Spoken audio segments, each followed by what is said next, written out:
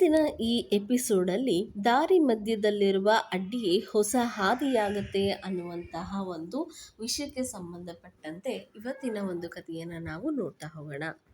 ಬಹಳ ವರ್ಷಗಳ ಹಿಂದೆ ಒಬ್ಬ ರಾಜನಿರ್ತಾನೆ. ಅವನು ತನ್ನ ಪ್ರಜೆಗಳ ಬುದ್ಧಿವಂತಿಕೆ ಮತ್ತು ಧೈರ್ಯವನ್ನ ಪರೀಕ್ಷಿಸಲು ಬಯಸ್ತಾನೆ. ಅದಕ್ಕಾಗಿ ಅವನು ಒಂದು ದಿನ ಜನ ಓಡಾಡುವಂತಹ ಜಾಗದಲ್ಲಿ ಮುಖ್ಯ ರಸ್ತೆಯ ಮಧ್ಯದಲ್ಲಿ ಒಂದು ದೊಡ್ಡ ಬಂಡೆಗಲ್ಲನ್ನ ತಂದು ಇಳಿಸ್ತಾನೆ.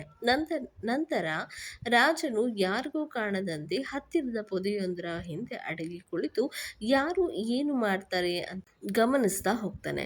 ಮೊದಲು ಆ ದಾರಿಯಲ್ಲಿ ರಾಜ್ಯದ ಶ್ರೀಮಂತ ವ್ಯಾಪಾರಿಗಳು ಮತ್ತು ಆಸ್ಥಾನದ ಪ್ರಮುಖ ಅಧಿಕಾರಿಗಳು ಬರ್ತಾರೆ.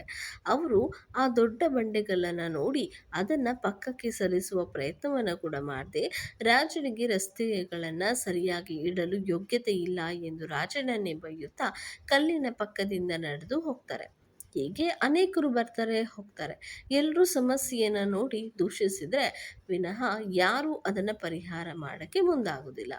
ಸಂಜೆಯಾಗುತ್ತಾ ಬಂದಾಗ ಒಬ್ಬ ಬಡ ರೈತ ತನ್ನ ತಲೆಯ ಮೇಲೆ ತರಕಾರಿ ಬುಟ್ಟಿಗಳನ್ನ ಹೊತ್ತು ಅದೇ ದಾರಿಯಲ್ಲಿ ಬರ್ತಾನೆ. ರಸ್ತೆ ಮಧ್ಯದಲ್ಲಿದ್ದ ದೊಡ್ಡ ಬಂಡೆಗಳನ್ನ ನೋಡಿ ಅವನು ಅಲ್ಲಿಯೇ ನಿಂತ್ಕೊಳ್ತಾನೆ. ನಾನು ಹೇಗೋ ದಾಟ್ಕೊಂಡು ಹೋಗ್ಬೋದು, ಆದರೆ ಕತ್ತಲಾದ ಮೇಲೆ ಬರುವ ಬೇರೆಯವರಿಗೆ ಇದರಿಂದ ತೊಂದರೆಯಾಗಬಹುದು ಅಂತ ಹೇಳ್ಬಿಟ್ಟು ಯೋಚನೆಯನ್ನ ಮಾಡ್ತಾನೆ.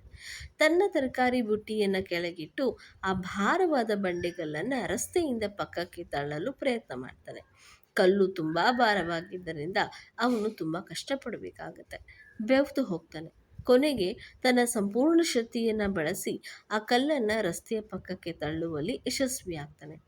ರೈತ ಹಿಂತಿರುಗಿ ತನ್ನ ತರಕಾರಿ ಬುಟ್ಟಿಯನ್ನು ಎತ್ತಿಕೊಳ್ಳಲು ಹೋದಾಗ ಬಂಡೆಕಲ್ಲು ಇದ್ದ ಜಾಗದಲ್ಲಿ ಒಂದು ಸಣ್ಣ ಚೀಲ ಬಿದ್ದಿರುವುದು ಅವನಿಗೆ ಕಾಣಿಸ್ತದೆ. ಕುತೂಹಲದಿಂದ ಅವನು ಆ ಚೀಲವನ್ನು ತೆರೆದು ನೋಡಿದಾಗ ಆಶ್ಚರ್ಯಚಕಿತನಾಗ್ತಾನೆ. ಆ ಚೀಲದ ತುಂಬ ಚಿನ್ನದ ನಾಣ್ಯಗಳಿದ್ವು ಮತ್ತು ಅದರ ಜೊತೆ ರಾಜ ಬರೆದ ಒಂದು ಪತ್ರವಿತ್ತು.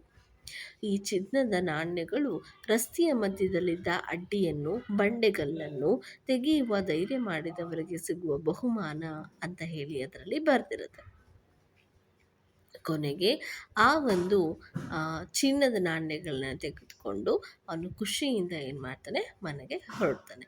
ಸೊ ಇತರರು ಆ ಬಂಡೆಗಳನ್ನ ಒಂದು ಸಮಸ್ಯೆ ಎಂದು ಭಾವಿಸಿ ದೂರ ಸರಿತಾ ಹೋದರೆ ಆ ರೈತ ಮಾತ್ರ ಅದೇ ಅಡ್ಡಿಯನ್ನು ತನ್ನ ಯೋಗಕ್ಷೇಮವನ್ನು ಮತ್ತು ಯಶಸ್ಸನ್ನು ಬದಲಾಯಿಸುವ ಹಾದಿಯನ್ನಾಗಿ ಮಾಡಿಕೊಳ್ತಾನೆ. ನಾವು ಕೂಡ ಹೀಗೆ ನಮ್ಮ ಜೀವನದಲ್ಲಿ ಬರುವಂಥ ಹಲವಾರು ಸಮಸ್ಯೆಗಳನ್ನು, ಹಲವಾರು ಅಡ್ಡಿ ಆತಂಕಗಳನ್ನು ಹೇಗೆ ನಾವು ಅದನ್ನು ಅಬ್ಸ್ಟಿಕಲ್ಸ್ ಅಂತಂದರೆ ನಾವು ಏರುವಂತಹ ಯಶಸ್ಸಿನ ಮೆಟ್ಟಿಲುಗಳನ್ನಾಗಿ ಮಾಡಿಕೊಳ್ಬೇಕು ಅನ್ನುವಂಥದ್ದು ನಾವು ಈ ಕಥೆಯಿಂದ ತಿಳ್ಕೊಬೇಕಾಗುತ್ತೆ. ಸೊ ಅದಕ್ಕೆ ರಿಲೇಟೆಡ್ ಆಗಿರುವಂಥ ಕೆಲವೊಂದು ಟಿಪ್ಸ್ಗಳನ್ನ ಕೂಡ ನೋಡ್ತಾ ಹೋಗೋಣ. ಕೆಲವೊಂದ್ಸಲಿ ನಮ್ಮ ಜೀವನದಲ್ಲೂ ಈ ಥರವಾದಂತಹ ಕಷ್ಟಗಳು, ಸೋಲುಗಳು, ಅಡೆತಡೆಗಳು ಬಂದಾಗ ಮೊದಲು ನಾವು ಆ ನೋಡುವಂತಹ ದೃಷ್ಟಿಕೋನವನ್ನು ಬದಲಾಯಿಸ್ಕೊಳ್ಬೇಕಾಗುತ್ತೆ. ಸೊ ಅಂದರೆ ಚೇಂಜ್ ಯುವರ್ ಪರ್ಸ್ಪೆಕ್ಟಿವ್ ಅಂತ ಹೇಳಿ.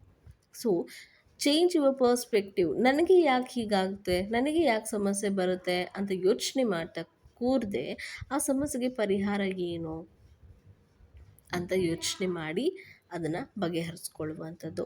ಇನ್ನೊಂದು, ಎಂಥದೇ ಸಮಸ್ಯೆ ಬಂದಾಗ ಅದನ್ನು ದೊಡ್ಡ ಸಮಸ್ಯೆಯಾಗಿ ತಗೊಳ್ಬಾರ್ದು. ಎಲ್ಲ ಸಮಸ್ಯೆಗೂ ಪರಿಹಾರ ಇರುತ್ತೆ. ಸೊ ಪರಿಹಾರ ಇದ್ದಾದಮೇಲೆ ಅದನ್ನು ನಾವು ಚಿಕ್ಕದಾಗಿ ನೋಡ್ತಾ ಹೋಗಬೇಕು. ಆದಷ್ಟು ಅದನ್ನು ಪರಿಹಾರವನ್ನು ಮಾಡ್ಕೋಬೇಕು. ನೆಕ್ಸ್ಟು ಬ್ಲೇಮ್ ಮಾಡೋದು. ಸೊ ಈ ಸಮಸ್ಯೆ ಇವರಿಂದನೇ ಬಂದಿರೋದು, ಇವರಿಂದನೇ ನಮಗೆ ಸಮಸ್ಯೆ ಉಂಟಾಗ್ತಿದೆ ಅಂತ ಮತ್ತೊಬ್ಬರನ್ನ ದೂಷಿಸೋದು ಅಥವಾ ಆ ವಸ್ತುವನ್ನು ದೂಷಿಸೋದು ಮಾಡ್ತಾ ಕೂರಬಾರ್ದು.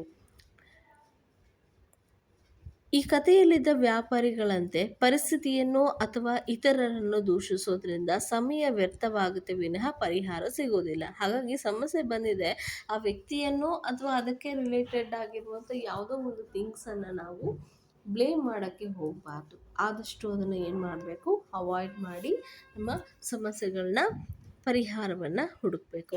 ಸಮಸ್ಯೆ ಬಂದಾಗ ತಾಳ್ಮೆ ಮತ್ತು ಸತತ ಪ್ರಯತ್ನವೂ ಕೂಡ ಇರಬೇಕು. ರೈತ ಒಂದೇ ಏಟಿಗೆ ಅಥವಾ ಒಂದೇ ಕ್ಷಣಕ್ಕೆ ಆ ಕಲ್ಲನ್ನು ಸರಿಸೋದಕ್ಕೆ ಆಗೋದಿಲ್ಲ. ಅವನೇನು ಮಾಡ್ದ, ಸತತ ಪ್ರಯತ್ನವನ್ನು ಪಟ್ಟ. ಸತತ ಪ್ರಯತ್ನದ ನಂತರ ಕೊನೆಯದಾಗಿ ಆ ಬಂಡೆಗಲ್ಲನ್ನು ಸರಿಸೋದ್ರಲ್ಲಿ ಯಶಸ್ವಿಯಾಗ್ತದೆ. ಅಲ್ವಾ? ಹಾಗೆಯೇ ನಿಮ್ಮ ಸಮಸ್ಯೆಯನ್ನು ಪರಿಹಾರ ಮಾಡ್ಕೊಳ್ಳೋದಕ್ಕೆ ನೀವು ಫಸ್ಟು ಪ್ರಯತ್ನ ಪಡಿ. ಆಮೇಲೆ ನಿಮ್ಮ ಸುತ್ತಮುತ್ತ ಹೊರೆಯವರು ನಿಮಗೆ ಖಂಡಿತವಾಗ್ಲೂ ಸಾಧ್ಯವಾದಷ್ಟು ಏನು ಮಾಡ್ತಾರೆ, ಸಹಾಯವನ್ನು ಮಾಡೇ ಮಾಡ್ತಾರೆ. ಸೊ ಹಾಗಾಗಿ ತಾಳ್ಮೆ ಮತ್ತು ಸತತ ಪ್ರಯತ್ನವನ್ನು ಪಡಿತಾ ಹೋಗಬೇಕು. ಸೊ ಹಾದಿಯಲ್ಲಿ ಸಿಗುವಂತಹ ಕಲ್ಲುಗಳನ್ನು ನೋಡಿ ಮುಗ್ಗರಿಸಿ ಬೀಳಬೇಕು, ಅಥವಾ ಅದೇ ಕಲ್ಲುಗಳನ್ನು ಮೆಟ್ಟಿಲುಗಳನ್ನಾಗಿ ಮಾಡಿಕೊಂಡು ಯಶಸ್ಸಿನ ಶಿಖರವನ್ನು ಏರಬೇಕು ಅನ್ನುವಂತಹ ನಿರ್ಧಾರ ನಿಮ್ಮ ಕೈಯಲ್ಲಿ ಇರುತ್ತೆ ಅನ್ನುವಂತಹ ಒಂದು ಸಂದೇಶವನ್ನು ನೀಡ್ತಾ ಇವತ್ತಿನ ಈ ಒಂದು ಎಪಿಸೋಡ್ನ ನಾನು ಮುಗಿಸ್ತಾ ಇದ್ದೀನಿ. ದಾರಿ ಮಧ್ಯದಲ್ಲಿರುವ ಅಡ್ಡಿಯೇ ಹೊಸ ಹಾದಿಯಾಗುತ್ತದೆ. ಕಲ್ಲೊಂದು ಅಡ್ಡ ಬಂದಾಗ ದೂರ ಸರಿಯುವ ಬದಲು ಹೊಸ ದಾರಿ ಕಾಣಿಸಿತು. ಶ್ರಮವಹಿಸಿ ತೆಗೆದಾಗ ಸಿಕ್ಕಿತು ನಿಧಿ. ನಿನ್ನ ಹಾದಿಯ ಅಡ್ಡಿಯೇ ನಿನ್ನ ಗೆಲುವಿನ ದಾರಿಯಾದೀತು.